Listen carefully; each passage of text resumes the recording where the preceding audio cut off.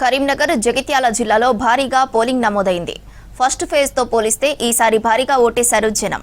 జగిత్యాలలో 51% పోలింగ్, కరీంనగర్లో 56% నమోదు జరిగింది. పోలింగ్ ముగిసేసరికి కరీంనగర్ జిల్లాలో ఈసారి దాదాపు 85% చేరుకునే అవకాశం కనిపిస్తోంది. ఇప్పటికే అనేక చోట్ల పోలింగ్ బూతుల్లో రద్దీ కనిపిస్తోంది. మరి కొద్దిసేపట్లో పోలింగ్ ముగియనుండగా 1 గంటలోపు పోలింగ్ కేంద్రాలకు చేరుకున్న వారందరికీ ఓటు హక్కు కల్పించనున్నారు. మొదటి విడతలో కరీంనగర్ జిల్లాలో 81.42%, జగిత్యాల జిల్లాలో 73.68% ఓటింగ్ నమోదైంది. ఈసారి దీన్ని అధిగమించే ఓటింగ్ నమోదవుతున్నట్లు తెలుస్తోంది.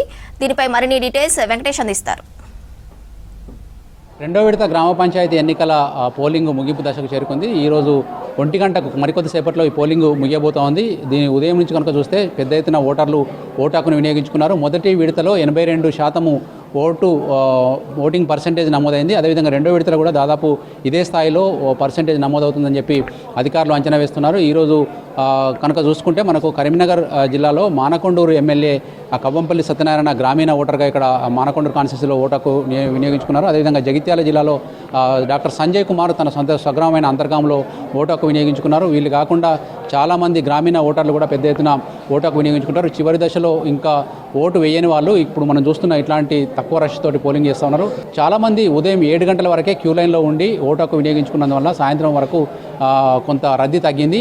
అదే ఉదయం కనుక తీసుకుంటే చాలా వరకు ఒక్కొక్క ఓటుకు వినియోగించుకునేందుకు దాదాపు గంట పైగా సమయం తీసుకుంది. మనకు కరీంనగర్ జిల్లాలో ఈసారి గ్రామీణ ప్రాంతాలలో ఎంత చలి ఉన్నప్పుడు కూడా చలిని కూడా లెక్క చేయకుండా వృద్ధులు పిల్లలంతా కూడా వచ్చి ఓటు వేసుకున్నారు. తర్వాత చాలామంది యువకులు కూడా ఫస్ట్ టైం ఓటు వేసేవాళ్ళు కావచ్చు, రెండోసారి ఓటు వేసేవాళ్ళు కూడా వచ్చారు. తర్వాత గ్రామాల్లో పోటీ చేస్తున్న సర్పంచ్ అభ్యర్థులు కావచ్చు, వార్డు సభ్యులు కావచ్చు ఓటు హక్కు విలువను తెలియజేయడం. తర్వాత గ్రామీణ ప్రాంతాల్లో ఎట్లా ఉంటుందంటే ఎమ్మెల్యేకి అంటేనేమో ఎమ్మెల్యే కూడా ఎవరో తెలియకుండా ఓటేస్తారు. కానీ గ్రామీణ ప్రాంతాల్లో ప్రతి ఒక్క ఓటర్ తోటి స్థానికంగా పోటీ చేసే నాయకులు పరిచయాలు కలిగి ఉంటారు. కాబట్టి వాళ్ళు కూడా మోటివేషన్ చేస్తారు. కాబట్టి మావోడు పోటీ చేస్తున్నాడనే ఒక కోణంలో వాళ్ళ బంధువులు కావచ్చు, వాళ్ళ సన్నిహితులు కావచ్చు చాలామంది పెద్ద ఎత్తున వచ్చి పోలింగ్ కేంద్రాలకు వచ్చి ఓటు నమోదు చేసుకునే అవకాశం ఉంది. అందులో భాగంగానే పెద్ద ఎత్తున పర్సెంటేజ్ కూడా మనకు వచ్చింది.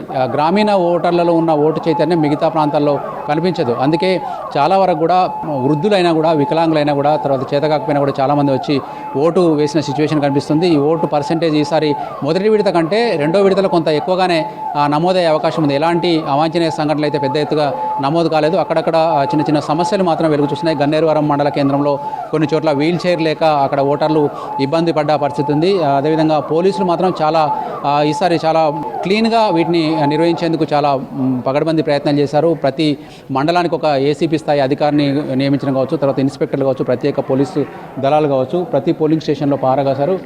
మానకొండూరు లాంటి ఒక మండల హెడ్ క్వార్టర్స్ ఉన్నాయో అక్కడ చాలామంది ఉంటారు. ఇప్పుడు మనం చూస్తున్న ఈరోజు జరుగుతున్న పోలింగ్లో మానకొండూరుతో పాటు శంకరపట్నము, తిమ్మాపూర్, తర్వాత గన్నేరువరం మండలాలతో పాటు అటు చిగురుమామిడి మండలం 5 మండలాలు ఇక్కడ జరుగుతున్నాయి.